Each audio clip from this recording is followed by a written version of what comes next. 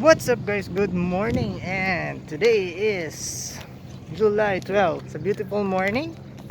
Nasa airport na tayo today, and we're gonna make a vlog kasi 9 AM pa naman yung klase ko. So yeah, and let's walk towards the hangar. So andun na yung hangar, dun sa dulo pa. There you go. So yeah, walk with me.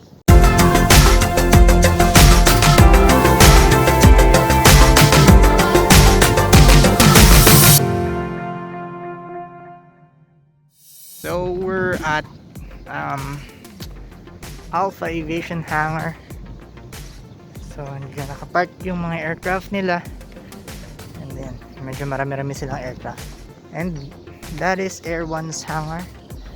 Yun yung mga citation nila, their caravan, yan, and then their Bell helicopter dun sa dulo. Really nice, ang ganda ng araw. Really good morning. And of course, welcome to our hangar. That's Laminar Aviation right there. So we have to first check our temperature before going in. I'm gonna step into the step back first, and let's get our temperature check. Normal temperature. Alcohol. Let's go up. And we're currently walking to the pilot's lounge. Medyo shaky yung camera. So yeah. Our aircraft. That's our fleet of aircrafts right there. Oh, diba? Against the light. Ang itim ko sobra. So yeah, we're here. Let's get in. Okay, we're here.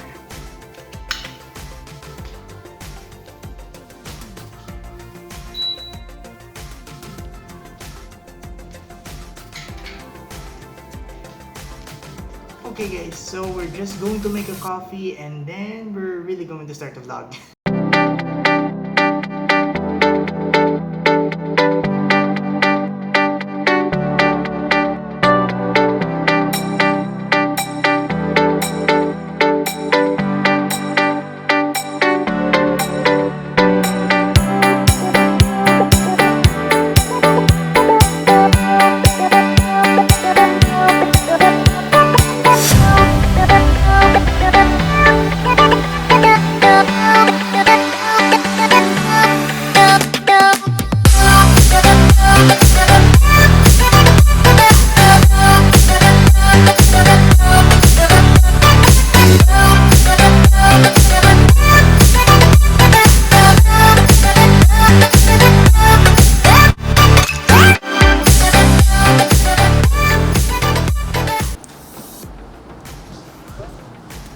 Yeah.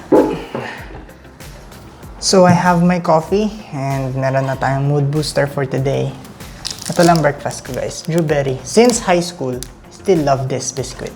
Anyways, so ayun, we're ready. So we're gonna make a vlog today, and today's topic will be the jobs you can take as a pilot. Kung ano nga ba yung mga iba't ibang fields na pwede mong pasukan once you enter the aviation industry. Usually, mga aspiring pilots and student pilots or new pilots aim for the airlines always. And sometimes there's a misconception, not always naman, pero for some, they might think that the only job na pwede mong pasukan once you enter the aviation industry is to be an airline pilot. Almost all pilots want to be an airline pilot, and yung iba might think that baka saturated na or mahirap nang pumasok kasi nga sobrang daming nangangarap maging airline pilot. And yung iba naman, they really don't know what other fields. But nung nag-start na ako mag-flying, dito ko na-realize na ang dami pala talagang trabaho in the aviation industry. And I'm going to share some of that to you guys. So the number one, of course, yung alam natin lahat, that is to become an airline pilot. Ito yata yung pinaka-common na field na gustong pasukin ng lahat ng pilot. Actually, parang ito na rin yung ultimate goal din talaga ng mga piloto to to be part of an airline. But it is actually not limited to that. Maraming mga fields actually na pwedeng pasukan ng piloto. So let's go on to the second one. Second one is to become a cargo pilot. Actually, this time of pandemic, bagsak ang airline industry. We all know that na walang travels, bihira ang travels, bagsak ang airline industry. But actually, the cargo industry or the cargo field in the aviation really rose. Kasi, syempre, all of us are staying at home and we are very eager to shop. So, isa rin ako doon. Dami ko pinag-check out sa mga online shopping websites, online shopping apps. So, as a cargo pilot, your duty is to bring the items from another country to your country. Actually, it's not just about online shopping. Marami rin naman. They are the ones that bringing goods from one point to another. It's not actually just internationally, pwede rin domestically. For example, here in the Philippines, when an item is bought in other parts of the country, they ship it by air. So as a pilot, as a cargo pilot, you are charged to bring those items to one place or another. Pwedeng mga dry goods yan or perishable goods. Marami. Actually, yung demand ngayon ng cargo pilots tumaas kasi sobrang dami actually yung mga shipping. Maraming nagpa-ship ng mga items from another countries. Dahil nga pandemic, we are all staying at home. So, yun.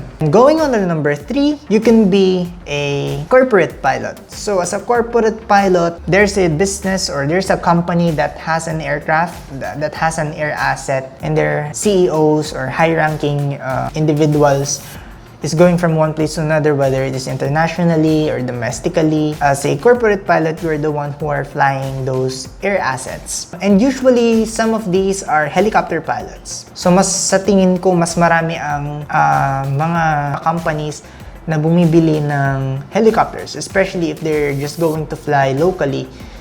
Usually, helicopters talaga ang binibili nila. So, marami talagang mga companies na maraming air assets or they have air assets in their inventory.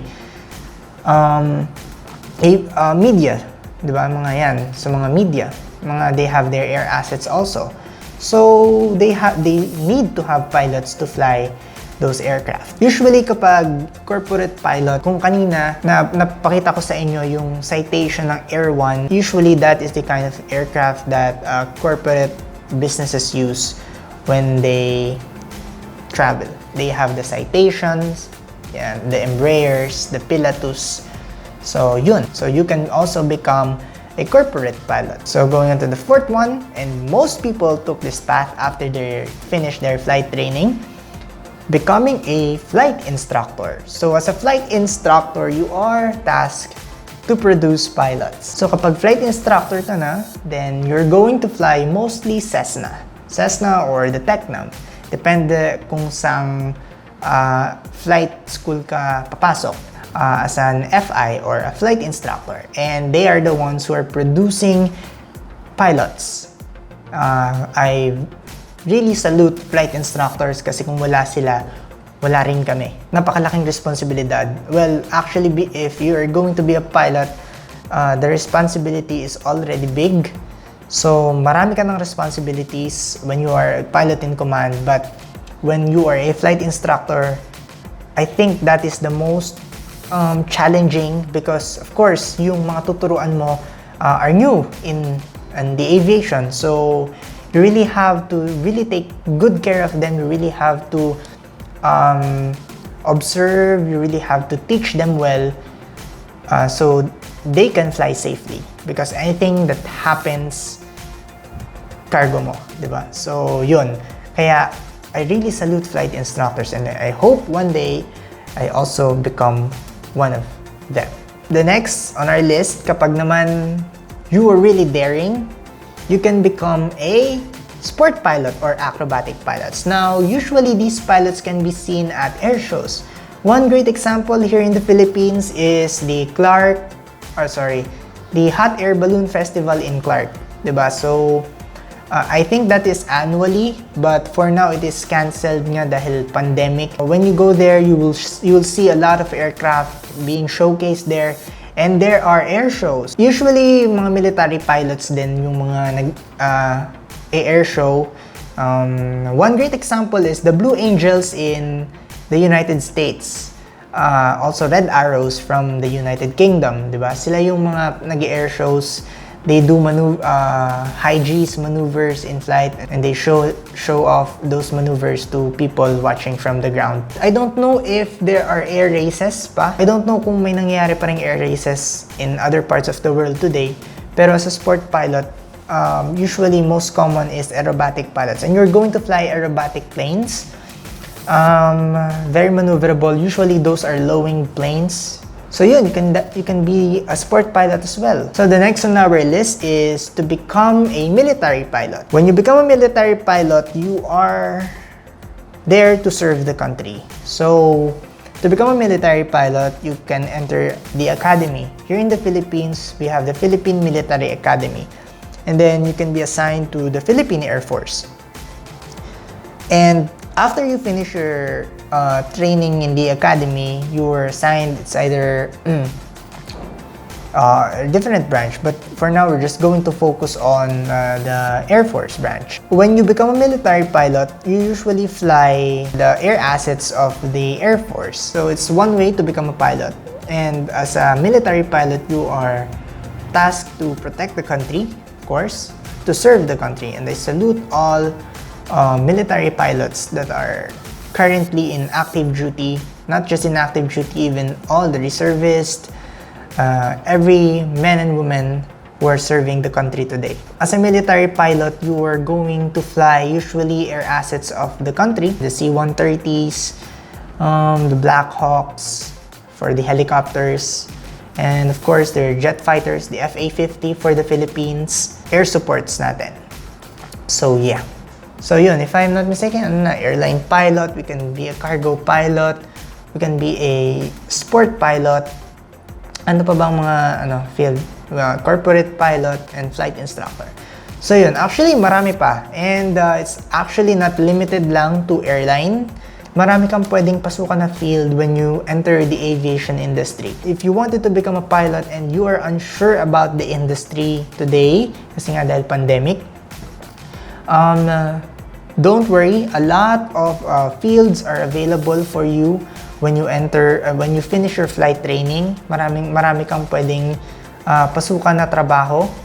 It's not just about airlines. So sabi ko nga kanina, mataas ang demand ngayon ng cargo kasi maraming nagpapaship ng mga items nila from other countries. So I have a 9 a.m. class and it's just 8:03 a.m. Masyado akong maaga ngayon sa hangar. So I think we're going to, review. May exam pala kami mamaya. So, yeah. See you guys later. 6 hours later. Hi guys. So, I am very sorry. So, medyo na busy. So, hindi na ako nakapag-record kanina. And I'm home na. So, yeah, I think I'm gonna end the vlog there. So, just to sum up, yung mga nasabi ko nga kanina na, ayun, being a pilot is not just about limited to airline pilot. So marami tayong field, marami tayong path na pwedeng i-take once we become a pilot. So I hope that even this pandemic, if you can start your aviation journey. Kasi the more you start early, the better. So if you like the video, please feel free to comment, like, share it with your friends. Feel free to comment anything below that you think I can improve with my vlogs. And kung meron kayong questions na want it to know regarding aviation, just comment it down below. Yeah, for now, that's all. Thank you guys for watching, and I hope to see you on the next pre-flight video. Bye-bye. Passing 1 0,000 for 1 0,000.